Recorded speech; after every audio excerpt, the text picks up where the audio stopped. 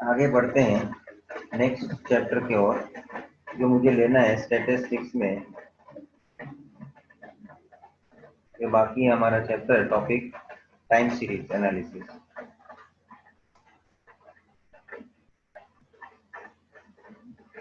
I think आप लोगों का 11th के अंदर जब आप लोग थे तभी शायद ये चैप्टर था, ये स्थाई। अभी तो अभी उन्होंने रिसेंटली इन लोगों ने सिलेबस जो चेंज किया 12th का, उसमें उन्होंने ये 12th में टाइम सीरीज डाल दी है, इंडेक्स नंबर डाल दिया, टाइम सीरीज डाल दिया। आपके टाइम नहीं था ना, आपके टाइम वो दोनों मेरे ख्याल से टॉपिक 11th में थे। So this topic time series now it is there again. आइए स्टैटिस्टिक्स के अंदर after index number they have given time series, page number 19.38।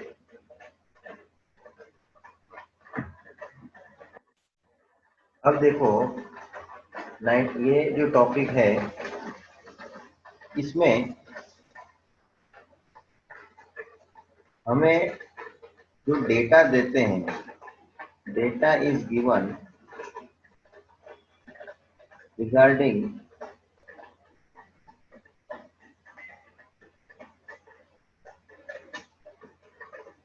Anything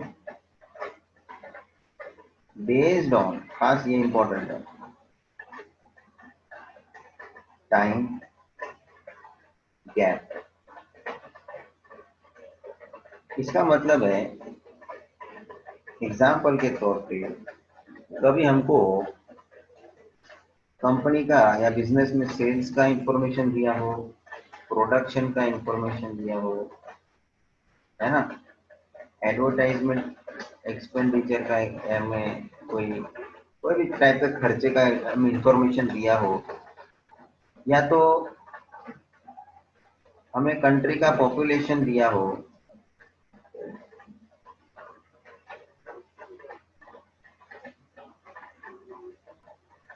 या पॉपुलेशन ऑफ एनी पर्टिकुलर, जैसे बोलते हैं ना कोई स्पीशीज या कोई एनिमल या बर्ड, उसका भी हो सकता है। It is not only just human population they get for study purpose.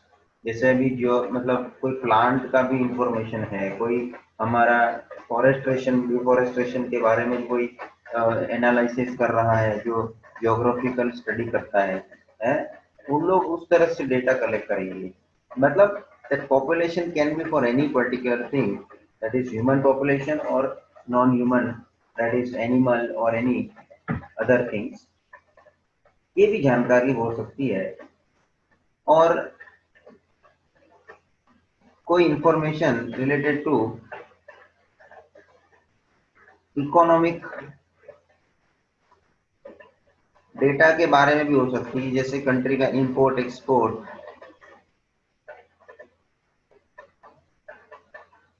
बराबर है, कंट्री का जीडीपी और उस तरह के इंफॉर्मेशन के आधार पे भी जानकारी हो सकती है। But all this information are given based on anything, मैंने यहाँ बोल ही दिया, सच एज ये एग्जांपल्स, और वो भी टाइम गैप के हिसाब से, टाइम इंटरवल, टाइमली डेटा, ये शब्द है timely data is called time series. मगर अभी हमारे को उसको खाली डेटा के बारे में नहीं समझना है। डेटा इस संबंध में इसलिए हम लेते हैं सामने क्योंकि with the help of data we can create some understanding. Otherwise main तो इसमें खाली आपका एनालिसिस जो बनेगा, टाइम सीरीज एनालिसिस, वो एनालिसिस कैसे करने का वो मेन मुद्दा है। But what exactly analysis mean in such type of data, such type of information में एनालिसिस क्या बनता है? तो analysis with above data can be made regarding future trend। बस इसमें इतने में सब आ गया। हम ये जानना चाहते हैं कि कल को ये सब इंफॉर्मेशन जो हमको अभी तक का है, कल को मतलब आने वाले दिन में, फ्यूचर के केस में, आने वाले महीनों में, आने वाले साल में, कल को उसका ट्रेंड क्या रहेगा, कैसा रहेगा।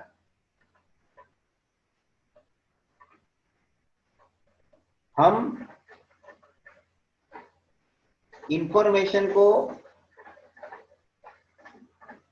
टाइम के आधार पे नोट डाउन करते रहेंगे। क्यों? क्योंकि हमको मालूम है कि रेगुलर इंटरवल पे हमारे पास ये इंफॉर्मेशन आ रही है कि कितना कितना चेंज हो रहा है, हम लोग वो समझ सकते हैं। कल को जीडीपी कितना था, 2 साल पहले कितना, 3 साल पहले कितना था, क्या था। तो हम कुछ ट्रेंड का स्टडी करना चाहते हैं, फ्यूचर का ट्रेंड एस्टिमेट करना चाहते हैं। मतलब जब फ्यूचर का एस्टिमेशन आप करेंगे तो किसके आधार पे करेंगे? On the basis of the data which are generated in the past. अब जरा, इसलिए हमारे पास जो अवेलेबल डेटा है, डेटा जो जिस पैटर्न में अवेलेबल होता है उसको हम बोलते हैं टाइमली डेटा।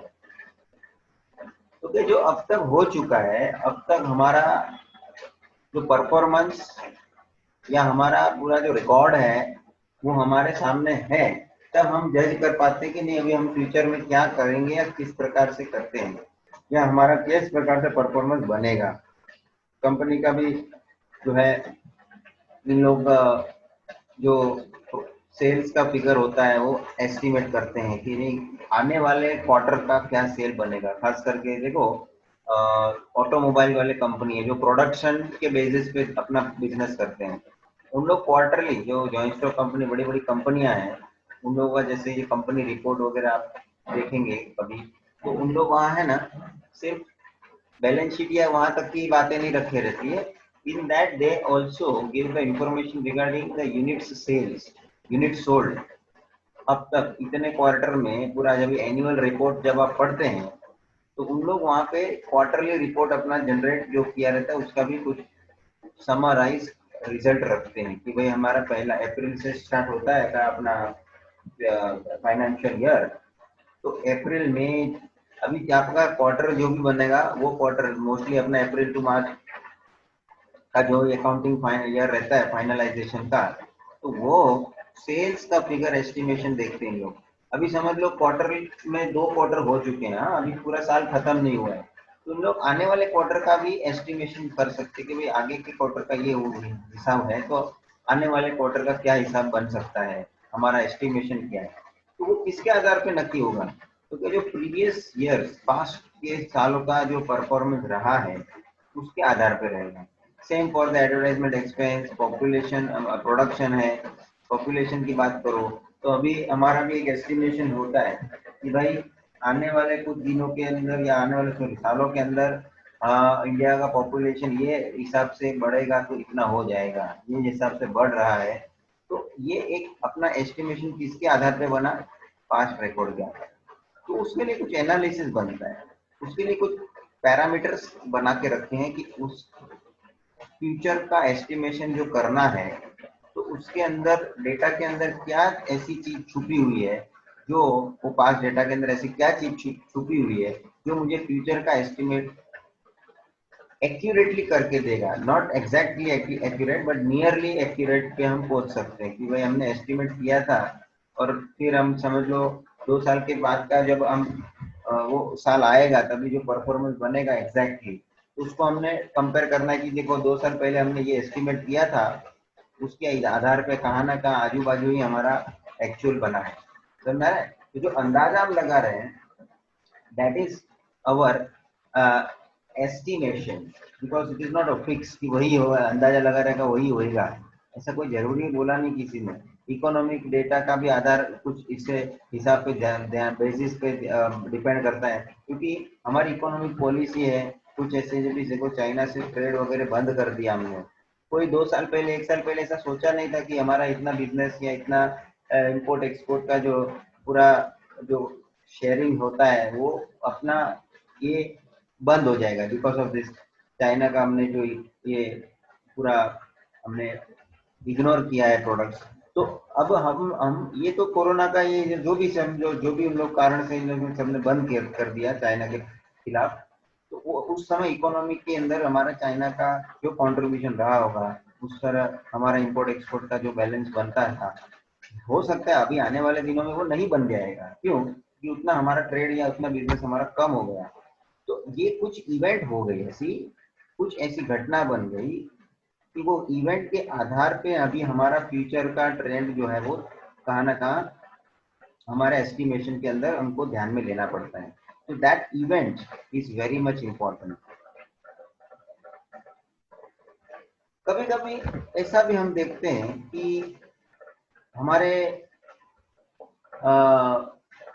सीजन के आधार पे भी हमारा कुछ ना कुछ चेंजेस हमको देखने मिलता है कि भाई, जैसे कि सीजनल वेरिएशन हम बोलते हैं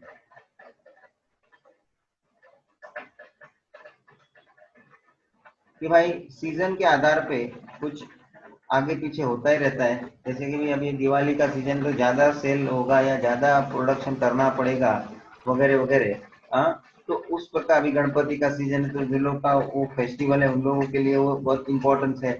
तो उन लोगों का जो परचेस करने का जो उस समय का रहेगा वो बदल जाता है थोड़ा पैटर्न।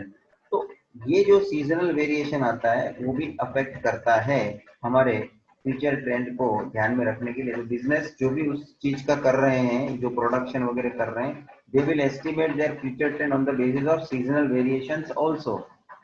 तो ये सब मैं जो लिख रहा हूँ अभी एक एक पॉइंट, ये जो है फैक्टर्स हैं, फैक्टर्स अफेक्टिंग और factors influencing, I mean to say factor influencing the future trend. Future trend को एस्टिमेट करने के लिए हमें इस प्रकार से अलग अलग जो उसके क्राइटेरिया है वो ध्यान में रखने पड़ेंगे। फिर एक होता है कि जो कुछ ऐसे वेरिएशंस है जो हमारे हाथ में नहीं है। फॉर इंस्टेंस, कभी कुछ ऐसी इवेंट बन गई, मैंने इवेंट के अंदर बोला भी कि कभी कोई जगह पे नेचुरल कैलामिटी हो गई। अब उधर जो जिस जगह भी, जैसे देखो कुछ महामारी हो जाती है, जैसे आप बहुत पहले सूरत में प्लेग वगैरह हुआ था, आगे ऐसे बहुत सारे डिसीजेस हुए जिसमें कि बहुत सारे पॉपुलेशन वगैरह का डेथ रेट बढ़ गया उस समय। तो वो कोई नॉर्मल वाली बात नहीं कि हर साल ऐसा होने वाला है। तो पॉपुलेशन पे डेफिनेटली असर पड़ा। तो पॉपुलेशन का उस प्रकार से आगे का फ्यूचर का ट्रेंड जो जानना है मुझे, तो इस तरह की इवेंट्स जो नेचुरल कैलामिटी बोल सकते हैं, भूकंप आ गया, बाढ़ आ गई, है ना, सुनामी वगैरह जिधर आए, वो जगह का भी हिसाब, उसका भी कंट्रीब्यूशन बनता है as a natural calamity that is also affecting our future trend. और उसको भी ध्यान में लिया जाना चाहिए, उसको इग्नोर नहीं करना चाहिए। एक होता है सेक्युलर ट्रेंड। एक सेक्युलर ट्रेंड, सेक्युलर ट्रेंड मतलब क्या? एक normal behaviour, normal behaviour.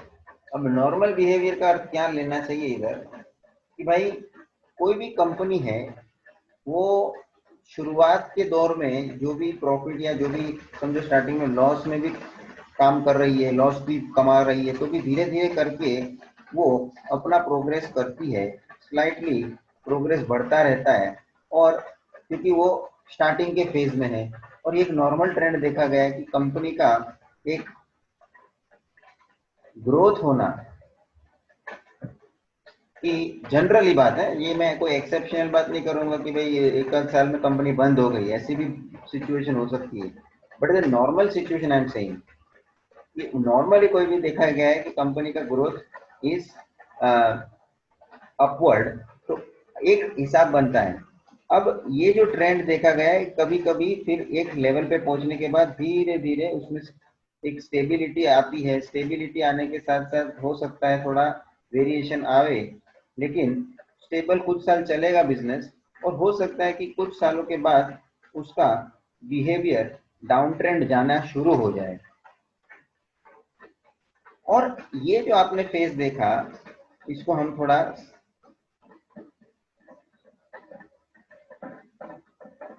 Graph को मैं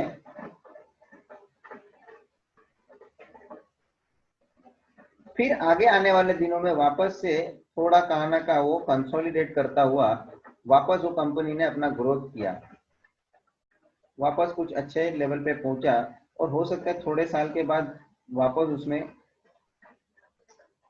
ये होता है एक बिजनेस साइकिल। बिजनेस साइकिल जो एक नॉर्मल ट्रेंड पे चलता है कि भाई एक पीक लेवल पे पहुंचता है, ये आपको शायद कॉमर्स वगैरह में भी मालूम हो कि जब इस तरह के हम बिजनेस साइकिल की बात कर रहे हैं, दैट हैज सेक्युलर ट्रेंड, एक ये बिजनेस का नेचर होता है।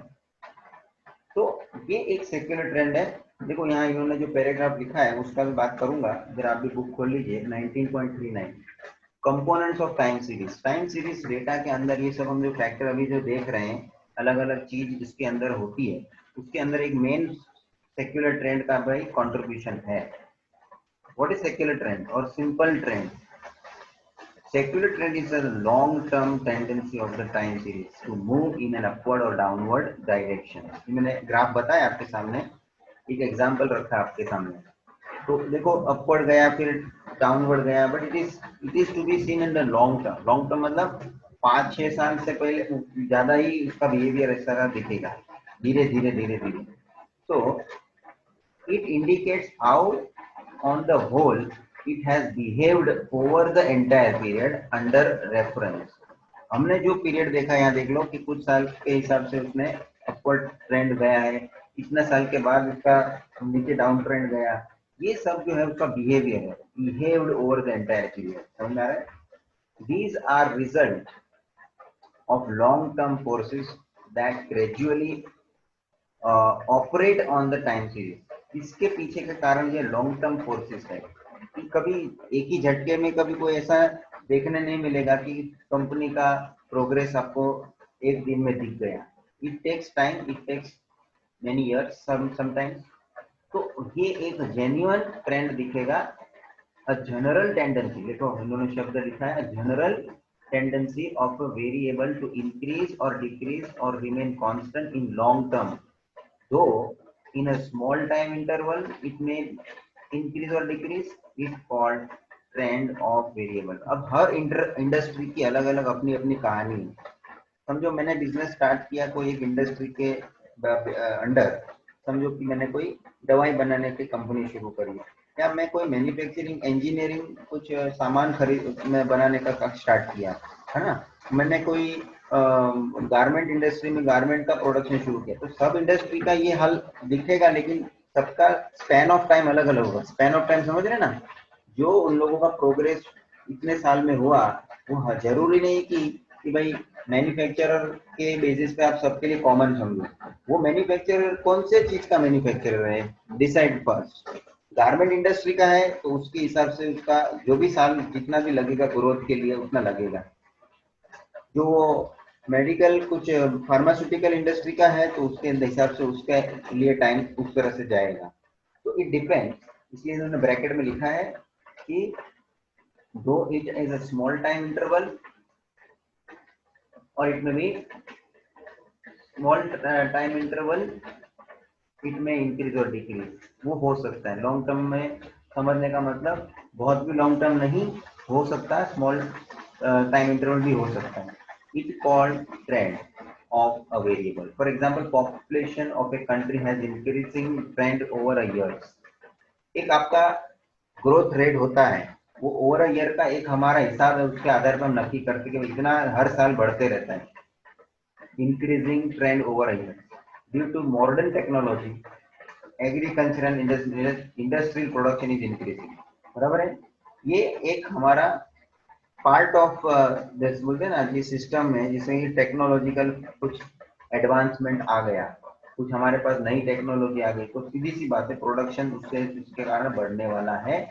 एग्रीकल्चर में भी देखो ट्रैक्टर वगैरह आने से, वो बाद में तो इतने सारे इक्विपमेंट आ गए हैं कि भाई मॉडर्न एग्रीकल्चरल एक्टिविटी पूरी उसके ऊपर चलने लगी, तो प्रोडक्शन भी उस तरह से फटाफट या हम काम भी उसका फास्ट ले सकते हैं। ठीक है, तो it shows that it has increasing trend। So secular trend is long term tendency and that time series to move upward or downward direction. It indicates how on the whole behaved over the entire period under reference.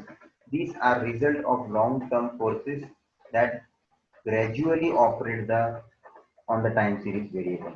Few example of these long-term forces which makes a time series to move in any direction over a long period of the time are long-term changes per capita income, technological improvement, growth of population, changes in social norms. ये भी ध्यान रखो जो है हमारे कुछ ऐसे terms और ये जो पॉलिसीज में चेंजेस आते हैं ना उसके कारण भी चेंजेस दिखने मिलता है। फॉर एग्जांपल अभी नई न्यू एजुकेशन पॉलिसी आया तो इसका असर कुछ साल के बाद इस तरह से दिखना है, वो लॉन्ग टर्म फोर्सेस का बेसिस पे एग्जांपल हुआ।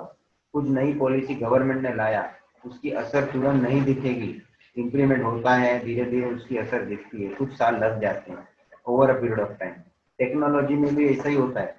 तो ये जो सेक्युलर ट्रेंड एक मैं एक स्टेटमेंट में इसको मैं समराइज करूं तो ये होता है कि ये यूजुअल ट्रेंड होता है। यूजुअल मतलब ये नॉर्मल ट्रेंड है, ये सब इंडस्ट्री में अपने अपने लेवल पे देखने मिलता ही है। It's a part and parcel, इसको बोलते हैं ना कि ये एक अब नेचुरल एक्टिविटी है। जैसे कि एक सिंपल एक ऐसा मैं कंपैरिजन कर देता हूँ कि जैसे बच्चे का हाइट बढ़ता है, बच्चे का वजन बढ़ता है, एक बढ़ना लाजमी है, समझ में आ रहा है। नॉर्मल एक ट्रेंड देखने मिलता है कि उसका हाइट बढ़ेगा, उसका हाइट मतलब वजन बढ़ेगा, एक हिसाब जैसे नेचुरल ट्रेंड होता है ना। तो वही नेचुरल ट्रेंड कंपनी में या इस तरह के फैक्टर्स के अंदर देखने मिलता है कि भाई पहले वो स्टार्टिंग में ग्रो करता है, धीरे धीरे लॉन्ग टर्म में उसका ग्रोथ अपने को देखने मिलता है कि नहीं जो पहले किधर था और अभी देखो किधर आ गया। उसके बाद कुछ सिचुएशंस ऐसी हो जाती है जो कंपनी का स्टेबिलिटी कर देता है, स्टेबल कर देता है। फिर कभी ऐसा हो जाता है कि वो घटना भी शुरू हो जाए, कम होना शुरू हो जाए, और वापस एक ऐसा दिन आता है कि भाई वो वापस उसका अपवर्ड ट्रेंड उसको इसके अंदर देखने मिले। And therefore we can say this particular secular trend is by naturally it is by default it is there. ये पैराग्राफ में कंप्लीट करता हूँ, ये पार्ट सेक्युलर ट्रेंड का खत्म हो जाएगा। The most of the time series relating to economic, business and commerce might show up upward tendency. In a case of population, production and scale of production, sales of production, income, price or downward tendency might be noticed in time series relating to share price, death, birth rate due to global meltdown or improvement in medical facilities. All this indicates trend. तो ये secular trend में ये सब हम ध्यान में ले सकते हैं कि एक प्रकार का ट्रेंड जो मैंने दिखा है सेक्युलर ट्रेंड जो टाइम सीरीज के डेटा में हमको देखने मिलता है। पहले तो मैंने दिखाया टाइम सीरीज का जो डेटा वो किस किस चीज के लिए हम स्टडी में ले सकते हैं, वेरियस पॉइंट ऑफ व्यू हम लोग स्टडी में ले सकते हैं। सेल्स के रिलेटेड, इंडस्ट्री के रिलेटेड मैंने सब बात किया, फिर पॉपुलेशन के रिलेटेड बात किया। मेडिकल में भी आ जाता है कि भाई जैसे कि कोई डिजीजेस के बारे में है तो वो एक हम देखते हैं कि बारिश के सीजन में वो सर्दी वगैरह होना वो बढ़ जाता है ना, एक ट्रेंड होता है कि भाई वो सब फ्लू वगैरह ज्यादातर करके बारिश के सीजन में या उस सीजन में ज्यादा देखने मिलता है। ठीक है, तो वो भी एक फील्ड है जिसके अंदर ये ट्रेंड का एनालिसिस टाइम सीरीज के आधार पर किया जाता है डेटा के अंदर। Economical data, other things are referred. तो वो जो भी है ये एक टाइम सीरीज का ट्रेंड का एनालिसिस सेक्युलर ट्रेंड के द्वारा करा जा सकता है। आगे और भी इसके कुछ फैक्टर्स हैं जो टाइम सीरीज डेटा के लिए जिसको इन्होंने कंपोनेंट बोले हैं, कंपोनेंट ऑफ टाइम सीरीज। इसका मतलब है factors they are involving and affecting our time series data. Fine, यहाँ मैं खत्म करता हूँ।